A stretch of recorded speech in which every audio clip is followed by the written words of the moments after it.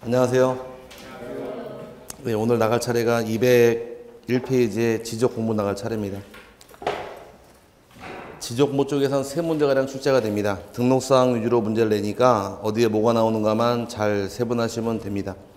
종류 보니까 밑에 지적 공부의 경우는 일반적인 장부하고 전산들로 세분하는데, 지적 공부의 경우는 일반적으로 대장이라는 장부가 4개가 만들어집니다. 대장 4개의 경우는 토지대장이 있고, 임야대장이 있고, 공유지연명부하고 대지권 등록부에서 4개를 대장이라고 부르고, 도면의 경우는 2개가 존재하는데 지적도하고 임야도가 있죠. 그 다음에 경계점, 좌표 등록부하고, 그 다음에 전산 처리된 지적공부까지 해서 8개가 지적공부 만들어지는데, 여기까지 등록사항이 어디에 뭐가 나오는가만 잘 세분하시면 됩니다. 이제 등록사항은 대부분 다 암기할 사유인데 외우는 것도 한계가 있으니까 어디에 뭐가 나오는가는 이제 뜯어먹으면서 하나씩 보고 넘어가도록 하자고요.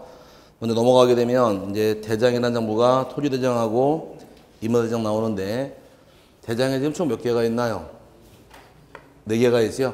네, 대장이라는 말을 사용하기 위한 전제 조건이 있는데, 대장에 대한 조건은 토지에 관한 사항이 나와야 될 것이고, 토지에 관한 사항 이외에도 소유권이 기재가 돼야지만 대장이라고 불러요.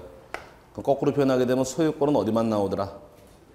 대장 4개만 나오지 다른 장부는 대장 나오죠. 소유권 나오지 않으니까 묶어놓고 이따 잡아드릴 테니까 이 2가지 나올 때가 대장이 됩니다. 등록사항 보게 되면 먼저 토지하고 임야대장인데, 일단 등록사항이 교재 보시니까 많죠. 먼저 토지의 소재가 나오는데, 소재의 경우는 행정구역상 동리까지를 기재하는데, 행정구역은 서울특별시 노원구 상계동까지를 소재라고 부르고, 지번의 경우는 원칙은 아랍의 숫자가 원칙이 돼 임야대장은 지번 앞에 산자가 붙습니다. 그 다음에 세 번째 지목이 나옵니다. 지목의 경우는 몇 개 장부에 나온다고 지난주에 배웠었느냐? 지목은 4개 나와요. 토지대장하고 임야대장하고 지적도하고 임야도 4개 나오는데, 대장에 나오는 지목은 정식 명칭으로 적게 되어 있고, 도면에 기재할 때는 부호로 따더라. 한 글자만 따되 예외적으로 머리 글자가 원칙이 돼 차문자 따는 경우가 4개 있다고 배웠습니다. 하천은 천, 유원지는 원, 공장용지는 장, 주차장은 차. 들어본 기억은 나세요? 예, 그래서 4가지가 도면에 기재할 때 차문자 기재하는 방법이었었고, 면적은 제곱미터로 표시하게 되어 있고, 5번째가 토지의 소유자가 나오는데, 소유권이 나와야지만 대장이라고 설명드렸으니까 소유자가 누구인가 소유자의 성명이 따라 붙게 되고, 소유자의 주소가 따라 나올 것이며, 소유자 주민번호가 등록이 됩니다. 우리 같은 자연인의 경우는 성명 주소가 되겠지만, 법인 같은 경우는 법인의 명칭이 되고 주소가 아니라 사무소, 소재지, 주민번호 대신에 부동산 등기용 등록번호가 되니까 같이 넣고 보시면 되고요. 그 다음에 토지의 고유번호가 오른쪽에 따라 붙는데, 고유번호의 경우는 맨 밑에 이제 환산한 게 있을 겁니다. 고유번호 보고서 설명을 드릴게요. 고유번호의 경우는 총 19자리 번호로 환산을 하는데, 예를 들어서 1, 2, 3, 4, 5, 6, 7, 8, 9, 0이 있다고 가정을 하고 11번째 숫자가 따로 들어갈 것이고, 뒤에 번호가 0, 1, 2, 3에 0, 0, 0, 7 있다고 가정을 하게 되면 총 19개 번호가 만들어질 텐데, 1번부터 시작해서 0번까지는 여긴 토지의 행정구역 소재를 의미합니다.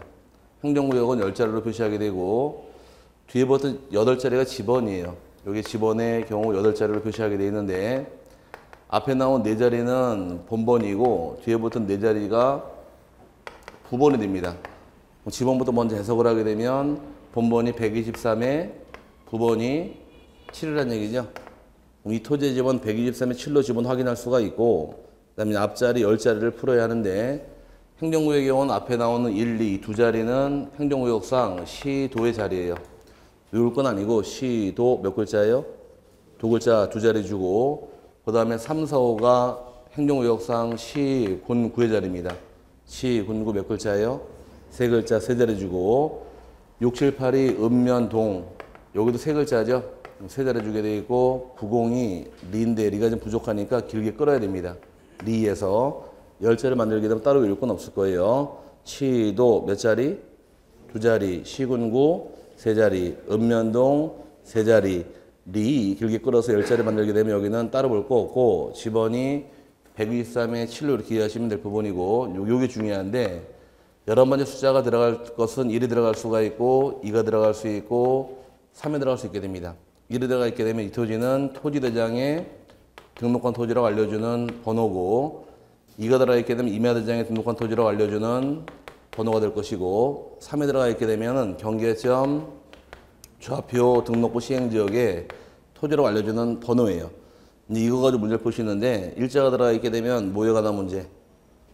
이건 토지대장 문제가 되는 것이고 2자가 들어가 있으면 임야대장 문제 3자가 들어가면 경계점 좌표 등록부 시행지역 문제가 되어버리는 겁니다. 근데 장부에 세트가 만들어지는데 토지대장과 같이 만드는 장부는 지적도 같이 작성하게 되고 임야대장의 경우는 임야도를 같이 작성할 것이며 경계점 좌표 등록부의 경우는 토지대장하고 지적도를 같이 만들어서 세트가 3개가 만들어집니다. 그래서 과거에 우스갯소리로 햄버거랑 세트는 소주가 아니라 콜라, 삼겹살과 세트는 소주다 이렇게 해서 음식도 세트가 있듯이 장부도 세트가 만들어진다고 떠든 게 있으니까 요 3가지 문제를 푸셔야 돼요. 근데 고유번호가 옛날에 15에다만 나온 적이 있는데 고유번호 안에 소재 들어가 있어요. 네. 그 다음에 집원 들어가 있어요. 그죠? 대장번호 들어가 있나요? 들어가 있어요. 근데 옛날에 주문제가 한번 나오기를 고유번호는 토지의 소재, 집원, 지목 등을 코드화하여 총 19자로 구성되어 있다. 맞는 말, 틀린 말? 틀린 말이죠. 지목이 가는 번호 없으니까 지목은 자리가 없어요. 그래서 틀린 말로 나왔던 것이 기출문제이기 때문에 고유번호 안에는 지목이나 또는 면적은 확인할 수가 없기 때문에 주의하셔야 됩니다. 또 하나 주의할 것이 고유번호는 대부분 장부가 다 나오는데 나오지 않은 장부는 도면에만 고유번호 나오지 않으니까 또 주의해서 암기해 놓으실 것. 고유번호는 다 나오되 어디만 안 나온다고요? 지적도와 임야도에만 고유번호 등록 안 하니까 이거는 반드시 외워놓고 넘어가실 부분입니다. 그래서 밑에 고유번호 칸에서 각 필지를 구별하기 위하여 필지마다 붙이는 고유한 번호를 말하는데 등록하는 장부는 토지대장, 임야대장, 공유지 연명부, 대지권 등록부, 경계점, 좌표 등록부에 등록하고 도면에는 기재하지 않는다. 그 다음에 고유번호로서 확인할 수 있는 것은 행정구역, 대장, 지번을 확인할 수 있지만 소유자가 누구인지 지목이나 면적 등은 알 수가 없다 해서 예전에 한번 달고 나온 적이 있으니까 요건 반드시 외워놓으시기 바랍니다. 고유번호는 도면에 나오지 않습니다. 그 다음에 위로 올라가서 세 번째가 필지별 대장의 장번호와 축척이란 말 나오는데 장번호라는 것은 대장이 한 장짜리일 때는 일자가 들어가 있고 두 장짜리일 때는 앞장은 2-1, 뒷장 2-2에서 각 장번호라는 것은 대장의 페이지가 됩니다. 그 다음에 토지 이동 사유에서 분할의 합병 등이 발생했을 경우에 언제 분할했는가, 언제 합병했는가 기재하는 것이 바로 토지 이동 사유고요. 5번이 토지 소유자가 변경된 날과 원인이라 말 따라 붙는데 이쪽에서 소유권이 나와야지만 대장에 들어 설명드렸으니까 따라 붙는 것은 소유자 이름이 나왔고 소유자가 언제 바뀌었는가 소유권자가 변경된 날하고 원인이 따라 붙게 됩니다. 원인이 매매일 경우는 매매라고 적을 것이며 이때 바뀐 날짜가 언제냐 이게 또 하나의 문제점인데 바뀐 날짜의 경우는 우리 과거에 등기법 배울 때 등기효과 언제 발생한다고 배웠어요? 등기를 신청하게 되면 접수한 효과는 전산에 저장이 된 때 발생한다고 배웠고 등기를 실행하면 등기한 효과는 접수한 때부터 발생한다고 배웠으니까 주인 날짜는 언제로 바뀌느냐 바뀐 날짜가 등기 접수일을 적는 것이 원칙이에요. 반드시 접수일은 아니고 공유수면 매립지 같은 경우는 주인 바뀐 날짜가 언제가 될까요? 매립준공 인가일자가 되겠죠. 그래서 일반적인 모습은 접수일자를 적는 것이 방법이고 단 주의할 것은 접수번호는 기재하지 않으니까 이것도 주의하셔야 돼요. 접수번호란 번호는 등기부에서 순위 따질 때 쓰이는 접수번호다 보니까 대장에는 접수 연월일까지만 나오지 접수번호 나오지 않습니다. 근데 옛날에 15회 문제에서 접수번호가 나온 적이 있으니까 접수번호는 대장에 나오지 않아요. 그 다음에 토지 등급 또는 기준 수확량 등급과 그 설정 수정 연월일에서 토지 등급을 기재하던 시기가 95년까지고 반대로 96년부터는 개별 공시지가와 기준을 적게 되어 있는데 95년까지는 토지 등급을 설정을 했고 농지의 경우는 수확량을 설정해 관리하던 시절이 있었고 96년부터는 개별 공시지가와 기준을 적게 되어 있는데 바뀌기 시작을 합니다. 바뀌게 된 이유가 토지에 대해 부과하는 세금 체계가 바뀌기 때문에 그래요. 95년까지는 토지에 대한 세금은 토지 등급이랑 농지는 수확량 중심으로 세금을 과세하다가 96년부터 개별 공시지가 체계로 바뀌기 시작합니다. 옛날엔 농지의 경우 수확량 중심으로 세금 부과하다 보니까 농사가 잘 되는 해의 경우는 세금 내겠다요. 하지만 태풍 한 2번 쓸고 올라가서 먹을 것도 없는 경우에 세금 내라 그러니까 반발이 심해서 세금 체계를 네 땅이 이제는 얼마니까 얼마나로 바꿔버린 거예요. 공시지가 체계로 바뀌기 때문에 현재 모든 세금 체계는 가격 중심으로 부과하는 게 중심인 거지 토지 등급을 따지진 않습니다. 그래서 거기까지가 이제 토지대장 양식에 등록할 내용인데 여기는 시험에 가장 많이 내요. 이 두 가지 대장의 이유는 요거 두 개는 반드시 몇 번 읽어보실 부분이고 중개업을 하게 되면 가장 많이 볼 대장이 이 두 개 대장이다 보니까 시험 많이 내게 돼 있으니까 이 두 개는 반드시 세분해서 정리하셔야 됩니다. 한두 개가 되면 외우라고 그러겠지만 이 가지수가 10대 개가 되니까 외우란 말은 못해요. 이게 제일 좋은 방법은 우리 유학집이다 보니 양식이 없는데 양식이 있죠. 두꺼운 책에 그 양식 보시고 생긴 형태만 좀 이해하시면 이해가 좀 빨리 될 겁니다. 그렇게 이해하시면 될 부분이고 그다음에 내려와서 이제 공유지 연명부가 따라붙는데 공유지 연명부라는 장부는 토지 소유자가 2명 이상일 때 토지대장에 기재할 당시에는 둘 다 기재하는 게 아니라 누구의 일은 약칭하게 돼 있어요.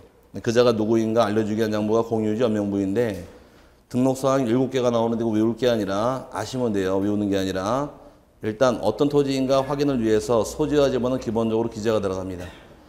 지번의 역할은 어떤 기능을 할까? 사람으로 따지게 되면 지번이란 사람하고 뭐가 똑같을까요? 사람의 이름하고 똑같은 역할을 하는 거예요. 옛날에 초등학교, 중학교 다닐 당시에 시험 보시게 되면 시험 이제 맨 꼭대기에 뭘 적었어요? 몇 학년 몇 번 이름 적었잖아요.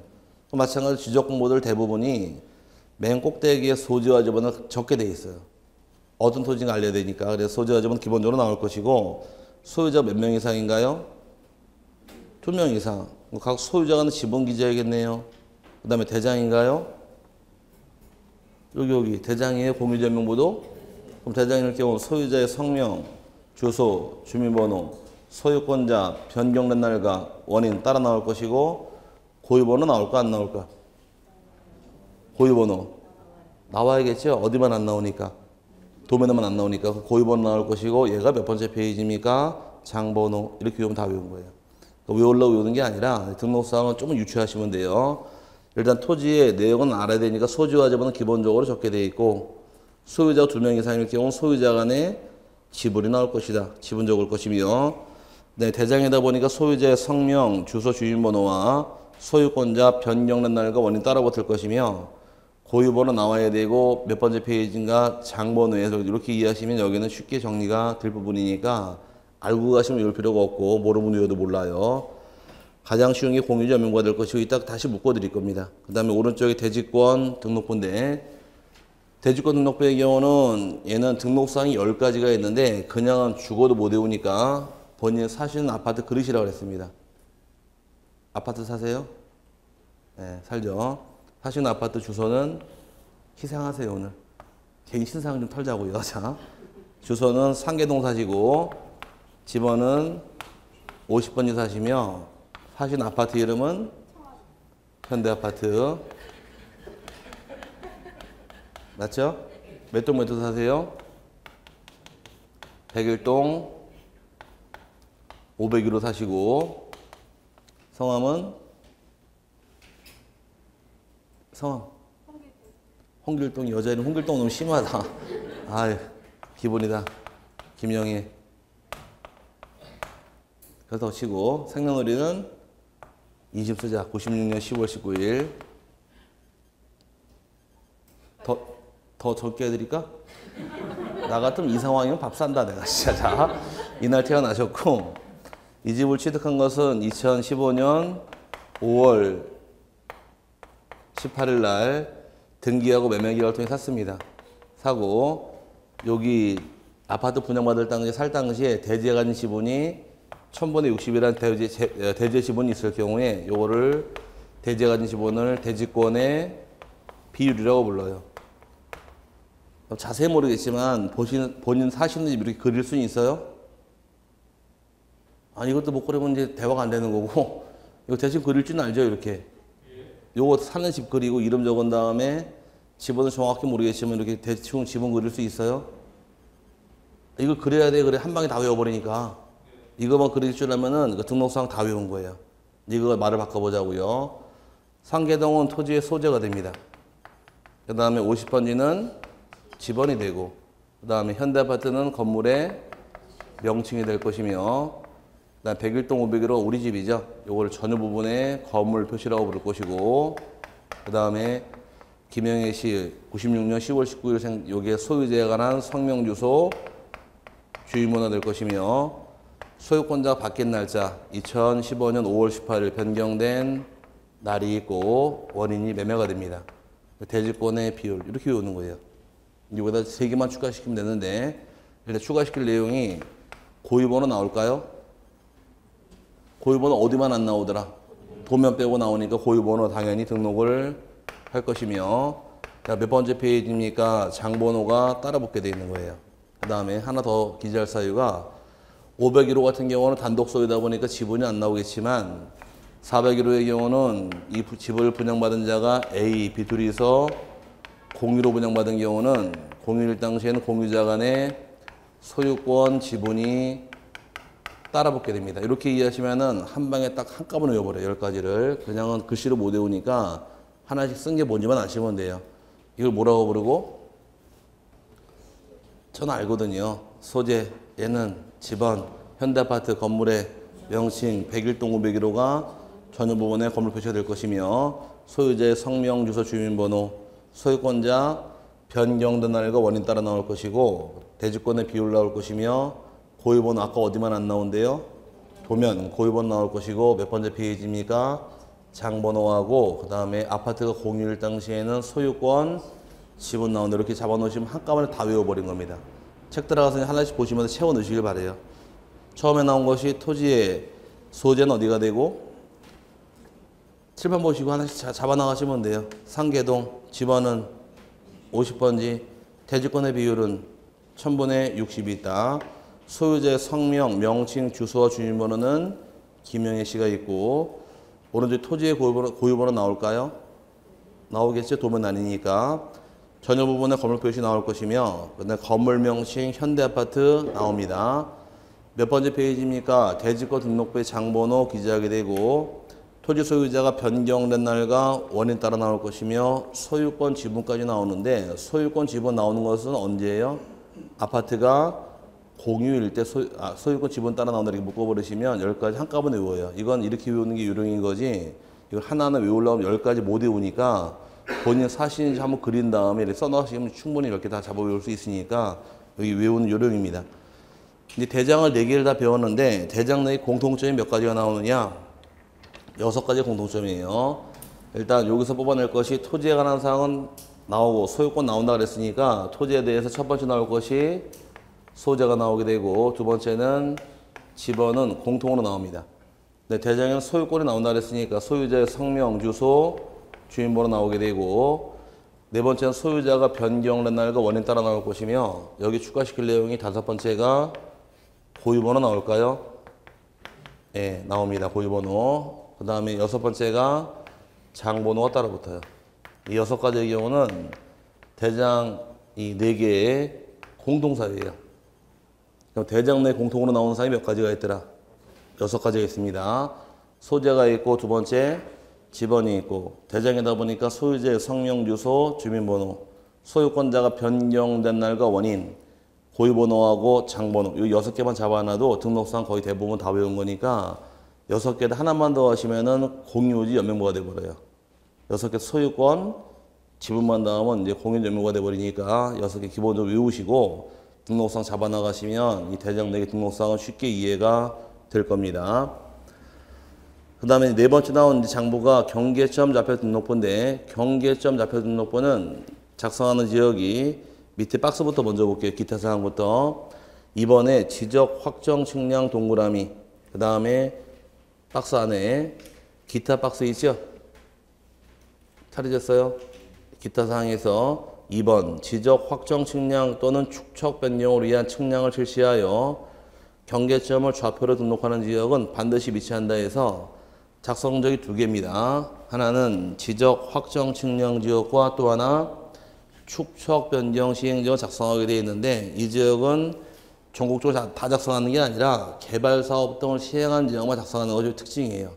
근데 좌표란 것이 정밀도가 상당히 높긴 하지만 나쁜 점이 이해가 어려우니까 이해를 돕기 위해서 지적도를 같이 배치하는 것이 내용이다 보니까 3번에 일반인들의 이해를 돕기 위해서 지적도를 별도로 비치하는 지적도만 있는 게 아니라 여기서 칠판에서 세트가 3개예요. 여기 잠깐 보시고 경계점 좌표 등록부 시행지역은 토지대장하고 뭣도 같이 있더라. 지적도가 같이 비치하니까 얘는 정밀도가 높지만 이해가 어려워서 이해를 도우러 지적도를 같이 두는 것이 이게 내용이 되어서 3개가 세트가 되는 겁니다. 이해 갔어요? 아까 토지대장과 세트는 지적도, 임야대장은 임야도, 경계점 좌표 등록부는 토지대장과 지적도 같이 있다 보니 지적도를 두는 것이 또 하나 차이점이고, 4번의 경우에 중요한 말이 이건데 4번 토지의 경계 결정과 지표상의 복원은 좌표로 한다. 참 중요한 말입니다. 경계를 결정한다거나 경계 복원한다는 얘기는 측량한다는 얘기예요. 측량할 때만큼만은 반드시 좌표로만 하게 되어 있고 일체 지적도로 측량 못하게 막아버립니다. 그래서 참 중요한 말이고, 5번이 이 지역의 지적도 축척이 정해지는데 도시개발사업 등 사업시행지역은 지적도 축척이 원칙이 500분의 1로 작성하는 게 원칙이고, 다만 농지 구획 정리사업 시행지역은 농지는 가격이 싸니까 500까지 갈 필요가 없어서 1000분의 1로 가는 것이 예외 규정이며, 또다시 예외 규정은 시도지사의 승인을 얻게 되면은 6000분의 1까지 작성할 수 있다 해서 지적도 축척을 500분의 1이 원칙이 돼 농지는 1000, 필요한 경우 6000분의 1까지 갈 수 있는 것이 내용이 됩니다. 근데 이 경계점 좌표 등록부의 경우는 등록할 사항이 위로 올라가서 토지의 소재와 지번 나올 것이고, 좌표가 나오니까 경계점 좌표 등록번호만 쓴 것이므로 좌표가 나올 것이고, 고유번호 나올까요? 어디에 안 나온대요? 고유번호? 도면, 고유번호 나올 것이고, 도면번호, 지적도 번호가 나옵니다. 세트다 보니까. 그다음 몇 번째 페이지입니까? 장번호가 나올 것이며 부호 및 부호도가 나오는데, 여기서 말하는 부호와 부호도라는 건 다른 게 아니라 한번 보자고. 이렇게 양식을 보게 되면 이렇게 양식이 이렇게 생겼습니다. 여기가 부호도라는 칸이 있고, 실제로 여기 칸이 부호라는 칸이 있으며 칸을 반을 갈라서 여기는 좌표 칸이 만들어지고 X좌표하고 Y좌표 이렇게 기재하는 안이 칸이 만들어지는데, 근데 실제로 토지 생긴 토지가 이렇게 해서 오각형 토지 있다고 한번 가정해 보자고요. 개발된 지역으로서. 그럼 이런 땅의 경우는 좌표 몇 개 찍어야 돼요? 5개 찍으면 되죠. 좌표를 찍기 위해서 1번 점, 2번 점, 3번 점, 4번 점, 5번 점을 번호를 찍습니다. 그럼 1번 점에 대해서 좌표가 나올 것이고, 2번 점, 3번 점, 4번 점, 5번 점에서 이 좌표 5개를 찍는 것이 바로 이게 그 뜻이에요. 부호도라는 것은 토지 생긴 형태가 부호도가 될 것이고, 경계점마다 번호를 붙여서 따온 것이 여기 부호라는 것이에요. 지목의 부호가 아니라. 그 부호도가 뭔지 이해 갔어요? 여기 부호도와 부호의 그림이니까 요거를 표시하는 것이 그 내용이고, 이 토지 경계점이 몇 개가 있나요? 5개가 있죠. 경계점을 좌표로 등록해서 경계점 좌표 등록부란 말이 만들어졌다 이렇게 이해하시면 장부의 색깔을 이해할 수가 있게 되는데, 중요한 것은 여기는 등록사항보다도 작성 지역을 잘 물어봐요. 작성 지역은 크게 두 가지예요. 어디하고 어디? 지적, 확정, 측량 지역과 또 하나 축척, 변경, 시행 지역은 의무적인 지역이 되어버리니까 그 두 개를 잘 물어보므로 그 두 개는 반드시 외워놓으셔야 됩니다. 그 다음에 이제 5번째가 도면이란 말 나오는데, 도면의 경우도 등록사항이 10가지가 나옵니다. 10가지를 그냥 외울 수는 없으니까 요거는 또 도면 하나 그려놓고서 등록사항 찾아가시면 돼요. 교재 보시면 이제 페이지 204페이지에 하나 넘어가시니까 지적도 한장 나온 게 있을 텐데, 그 지적도 양식 보시고 말을 풀을게요. 지적도 생긴 형태를 이해하시게 되면 여기 등록사항을 외우시는데 10개는 그냥은 죽어도 못 외웁니다. 너무 많아서. 예를 들어 이렇게 지적도가 책에 나온 게 하나 있고, 지번이 14 전 나온 토지가 있는데 이 좌측 상단에 10자만큼의 표가 들어가 있습니다. 이 표에 들어간 번호가 그냥 쓸게요. 168 써있고 예를 들어서 4번하고 15가 써있게 되면 그 다음에 여기 써있다 가정을 하고 그 다음에 밑에 소재가 무슨 군, 무슨 면, 무슨 이가 나와있고 지적도 제 몇 장 중 몇 호라고 써있으며 축척이 예를 들어서 1200분의 1로 나와있더라. 책에는 000분의 1 나와있지만 1200으로 가정을 하고 그 다음에 우측 상단과 좌측 하단은 숫자가 나와 있는데 여기 써 있는 숫자가 24만 9,400 여기가 11만 4,500 써 있고 여기가 11만 4,000 써 있고 여기가 24만 9,000 써 있는 숫자가 있을 겁니다. 이 지적도 보고서 어디에 있는 게 뭔지만 아시면 외우시니까 그냥 외우는 거 아니에요. 자, 먼저 볼 것이 이제 요거부터 따져보자고요. 책 다시 읽어 드릴 거예요. 자, 요건 뭐라고 부르느냐? 여기 도면에 색인도라고 부릅니다. 색인도라는 것은 가운데 까맣게 칠해져 있는데 이 도면이 6번 도면이라는 얘기예요. 도면 번호가 왼쪽이 궁금하더라. 몇 번 도면 떼봐라. 1번 도면 떼봐라. 오른쪽은 8번 도면 떼보고 위쪽이 궁금하게 되면 4번 도면 아래 15번 떼보라고 도면을 찾게 만들어준 마크를 도면에 색인도라고 부르는 겁니다. 여기 색인도고 근데 무슨 군, 무슨 면, 무슨 이가 토지의 소재예요. 소재고 그 다음에 지적도 몇 장 중 몇 호 요것이 바로 이름, 제명이며 그 다음에 1200분의 1이 축척이 됩니다. 그럼 제명이 뭔지 축척이 뭔지 확인했어요. 그 다음에 이 도면의 테두리선을 도각선이라고 부르고 그 다음에 요 10만 단위 숫자를 도각선의 수치라고 부르는데 수치는 실제 거리이고 단위는 미터예요. 뭔지 모르겠지만 미터가 24만 9,400m, 11만 4,500m, 11만 4,000m, 24만 9,000m임을 다 표시한 것이 이 숫자의 뜻이고 이 토지의 생긴 형태를 표시하는 것이 토지의 경계가 될 것이며 그 다음에 14번이 지번이 되고 지번 오른쪽에 요게 지목이에요. 여기까지가 이제 7가지 등록사항을 세분을 했는데 한번 떠들어 본 다음에 요걸 눈에 넣고서 책 따라가서 하나씩 보시면 외우실 겁니다. 이건 뭐라고 불러요? 솔직히 이거 이 보고 읽는 거 아니죠 지금? 눈 감아요. 아, 이거 또 그러면 안 되고. 자, 이건 뭐라고 부르고 도면에 색인도.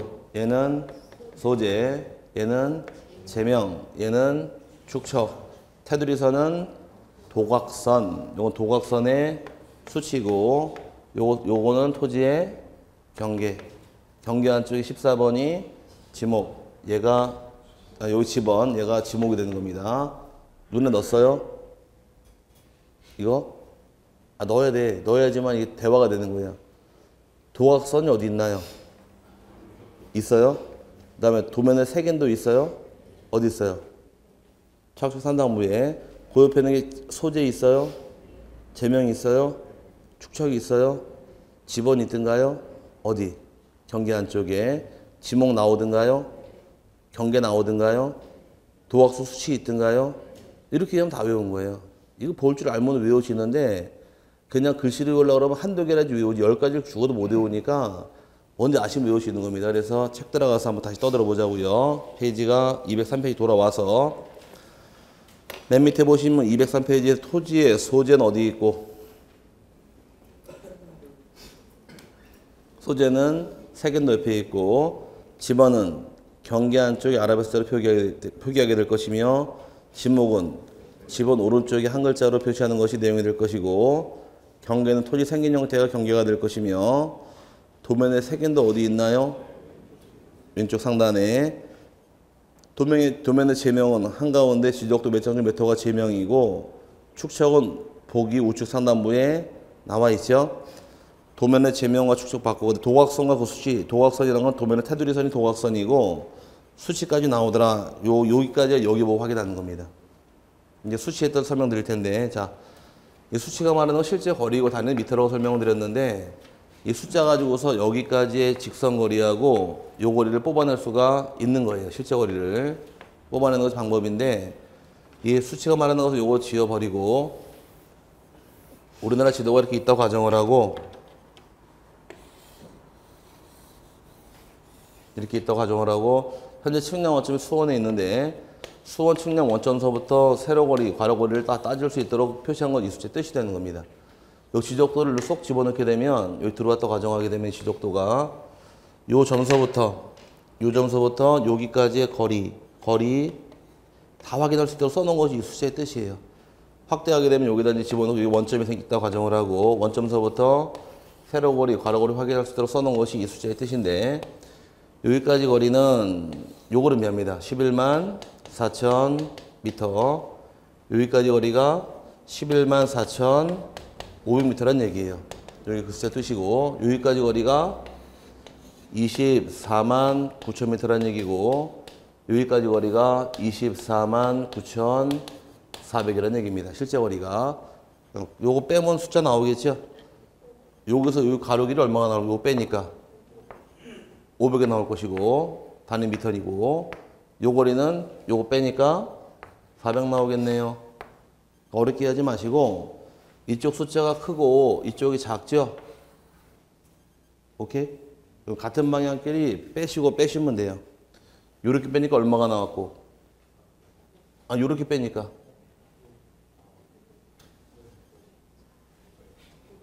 참 어려운 수학이죠? 500이 나왔고 요렇게 빼니까 400 나왔죠? 그럼 보시는 도각선이 가로가 길어요? 세로가 길어요? 가로가 기니까 빼고 큰 게 가로예요. 그럼 가로가 몇 미터라는 얘기고 500m, 세로가 400m라는 얘기입니다. 그럼 전체 면적이 얼마일까요? 이 기출문제예요. 이 숫자 4개 주고서 면적 뽑아라요. 빼고 곱하면 되는 거예요. 500 곱하기 400 하니까 동그라미가 하나, 둘, 셋, 넷. 하나, 둘, 셋, 넷에 5, 4, 20만 제곱미터 전체 면적으로 확인할 수가 있는 것이 여기 도각선 면적을 따지는 기준이 되는 겁니다. 여기에 수치 가지고 뽑아낸 면적이다 이렇게 이해하시면 될 것이고 이건 안 어렵죠? 요거랑 빼면 되는 거예요. 그럼 얼마 나왔고? 나도 말 안 할래 기분 나빠서. 자, 500 나왔고 이렇게 빼니까 400 나왔죠? 그럼 빼고 큰 게 가로란 얘기예요. 오케이? 그래서 500과 400 곱하면 20만 미터다. 그래서 제곱미터 확인할 수 있는 것이 이 뜻이다 이렇게 이해하시고 도각선의 수치까지 여기서 확인이 가능한데 문제는 그 밑에 4번, 5번, 6번은 여기 안 나와요. 4번의 경우는 좌표에 의하여 계산된 경계점 간의 거리 나와 있는데 괄호는 뭐라고 써 있나요? 경계점 좌표 등록부를 비치하는 지역에 하나다 규정하는데 이 말 뜻은 지금 보시는 요 땅 14전이라는 땅은 시골 땅입니다. 이거는 개념상으로 개발된 땅이다, 개발 안 한 땅이다. 개발 안 한 땅이죠. 이런 땅은 좌표가 없어요. 근데 반대로 도심 지안으로 이렇게 개발된 땅이 하나 있다고 가정하게 되면 여기에 집어넣은 79에 4 지목은 대라고 가정하게 되면 이런 땅들은 좌표가 만들어집니다. 개발된 땅들은. 근데 이런 땅들 지적도를 보게 되면은 요 각 변마다 숫자가 써 있어요. 나중에 27.50, 20.05, 5점 빵빵, 25.25, 22.16 실제 숫자들이 다 써 있는데 이 숫자가 말하는 것도 뭘 의미하느냐? 여기서 여기 실제 거리이고 단위는 미터예요. 미터인데 그럼 여기서 여기까지 거리가 얼마라는 얘기예요? 25.25 미터. 여기까지 거리는 22.26 미터. 여기는 27.50m라 표시한 건 이 숫자의 뜻인데 이 숫자가 말하는 것은 지금 이 토지에 꺾이는 경계점이 몇 개 있나요? 하나, 둘, 셋, 넷, 5개가 있죠? 이 꺾이는 점을 다른 말로 경계점이라고 부르고 요것도 경계점이 되는 겁니다. 그럼 요 경계점하고 요 경계점하고 실제 거리가 얼마다? 25.25m다 이 뜻을 나타내는 게 이 숫자의 뜻이에요. 여기는 나오지만 여기 나오나요? 여기는 안 나오니까 이 거리가 다 나오는 것이 아니라 이 거리가 나오는 것은 경계점, 좌표, 등록부, 시행지역 내 지적도만 나오는 게 특징이다 보니까 여기 단서가 따라 붙은 거예요. 그래서 주의할 부분이고요. 과거에 기출문제 한번 나오기를 지적도를 문제에 집어넣고 25.25가 말하는 것은 경계점 간의 실제 거리를 나타낸다. 맞았어요? 맞았죠? 이렇게 나온 기출문제다 보니까 요것도 뭔지 아셔야 돼요. 이걸 뭐라고 부른다고요?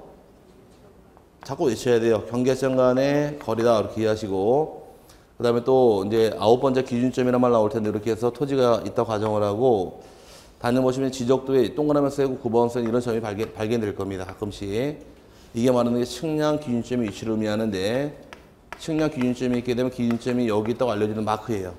이 기준점의 종류는 3개가 있다고 배웠을 겁니다. 지적 기준점은 지적, 삼각점이 있고, 지적, 삼각, 보조점이라는 기준점이 있고, 지적, 도근점에서 3가지 기준점이 만들어지는데, 도면에 기준점이 나오게 되면 생긴 형태가 다 달라요. 지적 상황점이 나오게 되면 이렇게 원에다가 열십자가 들어가지고 지적 상황점을 나타내는 마크고, 원이 들어가 있고 까맣게 칠해져 있으면 이건 지적 상황과 보류점을 나타내는 기준점이며, 원만 넣으면 지적 도근점을 의미하는데, 이 2가지 기준점의 경우는 원 지름, 여기서 여기까지 지름이 3mm로 제도하게 되고, 얘는 원 지름이 2mm입니다. 하고 이렇게 주문자 한번 나오기를, 이 지적도를 한 장 집어넣고 이렇게 그린 다음에 이게 말하는 것은 지적 삼각점의 표시이다. 맞았나요? 여기 기출문의 질문이에요. 그래서 삼각점은 이렇게 표시하게 되고, 도면에 나올 때 삼각보류점은 까맣게 칠하게 돼 있고 하얗게 동그랗게 나온 건 지적 도근점을 의미하는 것이 기준점의 표시인데, 가끔가다 질문하시는 분들이 질문했습니다. 이 지적 도근점은 다녀보시면 도로에 50m 하나씩 박혀 있어요. 보신 분도 계시고 사진 찍어 놓고 계신데, 실제로 생긴 형태는 이렇게 생겼습니다. 실제로 생긴 형태는 콜라 캔만 해가지고 요만 해가지고서 열십자가 들어가 있고, 여기에 테두리에 지적 도근점이랑 기준점이 많이 박혀 있어요. 주변에 이거를 찍어 오셔가지고서 저기요, 네, 실제로 이렇게 생겼던데요, 왜 이렇게 나오나요? 물어보시더라고. 실제로 이렇게 생겼지만 도면에 나올 때 이렇게 나온다는 얘기예요. 이해 갔어요? 그럼 지적 상황점은 어떻게 생겼느냐? 돌로 되어 있어요. 이렇게 실제로는 돌로 되어 있어 표시할 때 이렇게 표시하라는 얘기고, 지적 도근점 이렇게 생겼지만 도면에 표시할 때 이렇게 표시하라는 얘기가 되는 거지, 이건 실제 토지 생긴 거나 물어보는 거 아니에요. 이걸 물어보는 게 아니라 요거 보고 이제 보셔야 돼요. 요건 뭘 의미하고, 지적 삼각점, 얘는 지적 삼각 보류점, 지적 도근점 이렇게 하고 들어가서 잡아내실 부분이고, 마지막 남은 것이 이제 건축물과 구조물 등의 위치란 말이 나오는데, 칠판에서 요 잘생긴 땅, 79에 사는 땅은 굉장히 잘생겼습니다. 이제 앞으로는 이제 지적도를 뗐을 때 건물 위치가 이렇게 등록이 될 거예요. 건물 위치가 등록해주게 되면 이제 실제 땅 가서 보지 않더라도 건물 위치 파악할 수가 있게 될 텐데, 건축물 등록하도록 법을 개정된 것은 2002년도예요. 2002년도에 개정을 해서 건물 등록하도록 법을 개정을 했지만, 올해가 몇 해인가요? 2015년이지만 13년 지나도 아직까지 안 나와요. 하지만 나온다고 보셔야 돼요. 법에 나와 있으니까. 그래서 지금 현재 이 건축물 등록하려고 이제 국가가 작업 중인 사업이 있는데, 그 사업이 공간정보 사업이에요. 뭐라고요? 공간정보 사업을 시행하고 있다 보니까 우리 법률이 5월 달부터 뭘로 바뀌나요? 공간정보의 구축 및 관리 등에 관한 법률로 바뀌기 시작해 그 뜻 때문에 그런 거예요. 그러면 지적도에다가 현재 공간정보 사업이라는 것이 다른 말로 GIS라고 부르는데, 이 사업을 현재 시행 중에 있는데, 우리 지적도 몇 차원 지적도예요? 2차원이죠. 수평으로 해서 경계만 확인합니다. 여기 지적도의 내용이고, 근데 국토교통부에서는 우리나라 전국에 대해서 지형을 다 만드는 지형도가 있어요. 지형도가 고지고 언덕 진장이 이렇게 있게 되면 지형도를 같이 캡처시켜버리고, 캡처한 다음에 여기다 건물을 등록해버립니다. 이걸 다시 합치는 작업을 현재 하고 있어요. 그럼 어떤 땅이 경계가 어디까지인지, 어떻게 생긴 지형인지, 건물 다 등록할 수 있겠네요. 이걸 합치는 작업이 있는데, 그러면 도면에다가 건물을 등록하려면은 건물이 이 땅에 있는 사실부터 알아야 돼요. 아닌가? 너무 말이 어려웠나? 도면에다가 건물 위치 등록을 하려면은 이 땅에 건물이 어떤 건물이 있는지 알아야 될 거 아니에요. 그래야지 건물 등록해 주지. 건물 냅다 해서 막 등록해버리고 그건 아닐 테니까 땅에 건물이 있는 걸 알아야 돼요.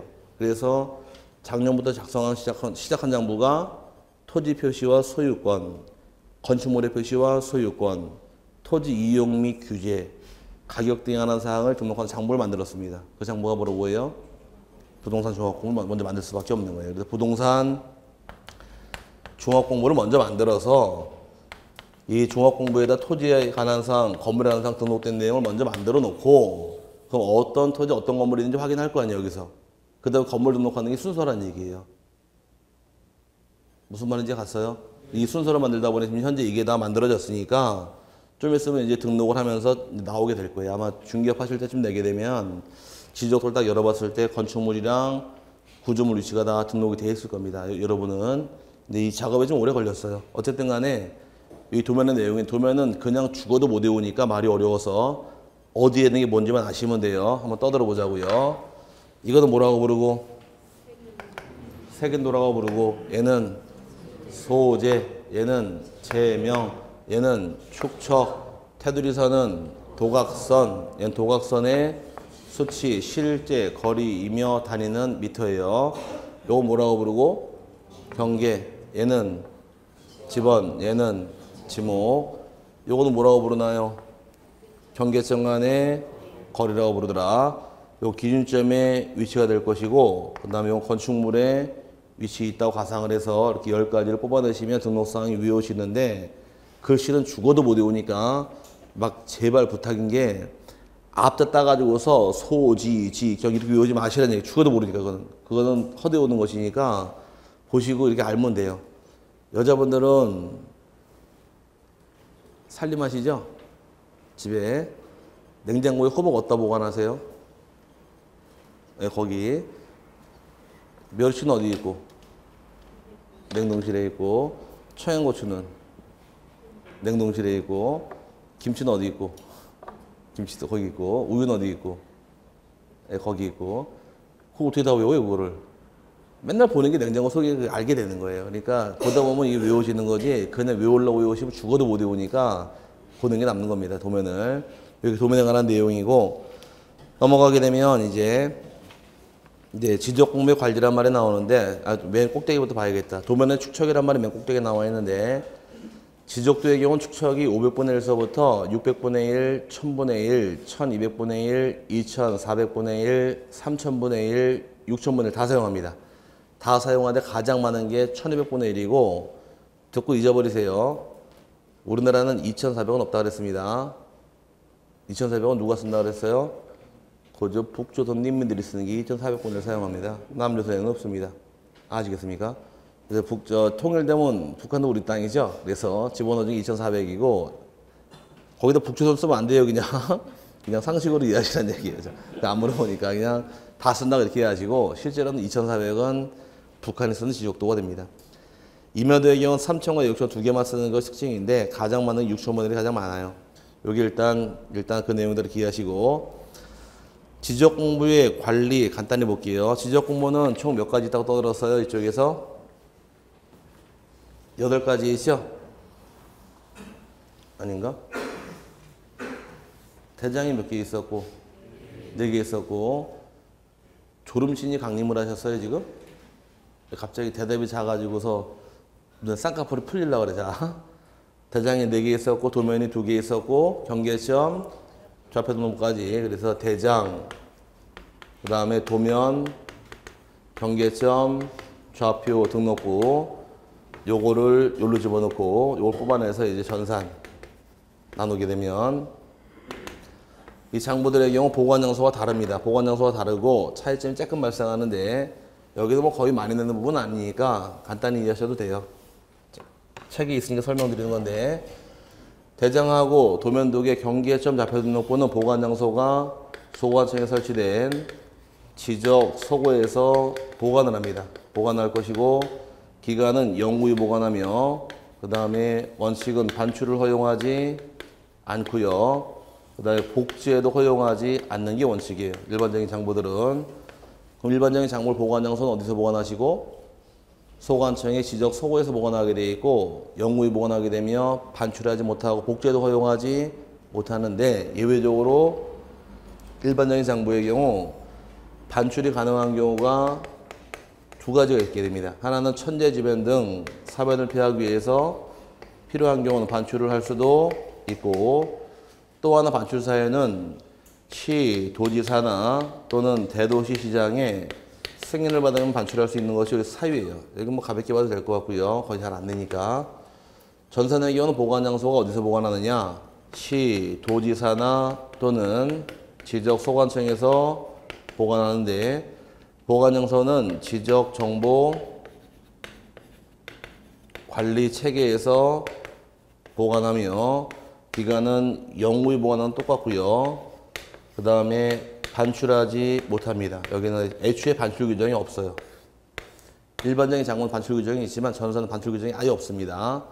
그 다음에 또 하나 차이점이 일반적인 장부는 복제할 수 없는 반면에 이 전산은 복제할 수가 있게 됩니다. 복제는 국토교통부 장관이 멸실 훼손 시에 복구자를 활용할 수 있도록 이 전산 복제 시스템을 구축하는 것이 이게 하나의 차이점이에요. 복제한 게 있는 것은 어떤 경우다? 전산이죠. 일반적인 장부들은 지적 속에 보관 중에 있다 보니까 멸실에는 훼손될 이유가 거의 없는데 전산은 바이러스 먹어버리면 그냥 통으로 날아가 버리니까 나중에 복구하기 위해서 복제하는 것이 또 하나의 차이점이에요. 그래서 일반적인 장부들은 복제 규정이 없지만 전산은 누가 복제한대요? 국토교통부 장관이 복제하게 됩니다. 거기까지 보시면 되니까 책 들어가서 보관하고 간단히 그 체크만 해드릴게요. 일반적인 지적 공부의 경우는 어디서 보관하래요? 지적소관청이 청사에 지적 소고를 설치하고 그곳에 지적 공부를 보관한다. 찾으셨어요? 기간은 영구히 보관합니다. 원칙은 반출할 수 없는 경우 원칙에 대해 반출할 수 있는 경우는 두 가지 사유가 있더라.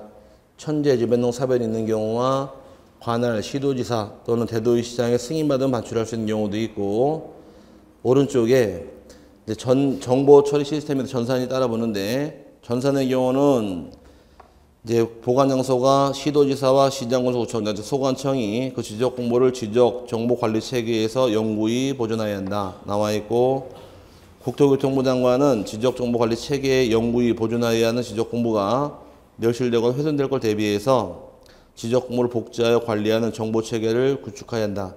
그럼 전산의 경우 누가 복제하랍니까? 국토부 장관이에요. 비교시켜야 되니까 하나 줄쳐놓고 넘어가시고, 나머지 부분은 안 나오니까 안 보셔도 돼요. 뒷부분은. 그 다음에 4절에 이제 부동산 종합공부까지 맞아본 다음에 쉬겠습니다. 부동산 종합공부라는 것은 이제 큰 줄거리가 의에서 토지 표시와 소유지에 관한 사항, 그 다음에 건축물의 표시와 소유지에 관한 사항, 토지 이용 및 규제에 관한 사항, 부동산의 가격에 관한 사항 등 부동산에 관한 종합정보를 정보관리 체계를 통하여 기록, 저장한 것을 말한다 해서 현재 구청의 토지와 건물에 관계된 장부가 18가지가 있는데 이걸 다 모아놓은 장부가 이 장부예요. 이제 이거 하나만 떼게 되면 토지의 내역, 건물의 내역, 용도 지역, 가격 등을 다 확인할 수가 있게 되는 겁니다. 그러다 보니까 이제 등록사항은 의에 나온 대로 크게 4가지가 나오는데, 첫 번째가 토지 표시하고 소유권에 관한 사항은 이 법에 따른 지적 공부 내용대로 등록하게 돼 있고, 두 번째가 건축물의 표시와 소유지에 관한 사항은 건축법상 건축물 대장 내용대로 등록하게 됩니다. 세 번째 토지 이용 및 규제에 관한 사항은 토지 이용계획 확인서 내용대로 등록하게 될 것이며, 가격에 관한 사항은 토지의 경우는 개별 공시지가, 건물의 경우는 개별 주택가격 또는 공동주택가격 공시 내용대로 등록하도록 규정이 되어서 그 4가지 가지고 작년에 한 문제 출제했습니다. 넘어가시게 되면 이제 관리 및 운영에서 1번, 2번, 3번, 4번까지 봐드릴 텐데, 1번은 지적소관청은 부동산 종합공부에 부동산의 효율적 이용과 부동산과 관련된 정부의 종합적 관리 운영을 위하여 부동산 종합공부를 관리 운영한다. 이 부동산 종합공부의 작성 관리 운영권자는 지적소관청이고, 이번에 헷갈리면 안 돼요. 지적소관청은 부동산 종합공부를 영구히 보존하여야 하며 부동산 종합공부의 멸실 또는 훼손에 대비하여 이를 별도로 복제하여 관리하는 정보관리 체계를 구축해야 한다. 차이점 나왔죠? 이 부동산 종합공부 누가 복제하래요? 지적소관청. 요거는 누가 복제한대요? 전산은 국장에게 헷갈리면 안 돼요. 전산 처리된 지적 공부의 복제 권한은 국장에게 있지만 이 부동산 종합 공부의 복제 권한은 지적 소관청이니까 헷갈리지 마시길 바랍니다.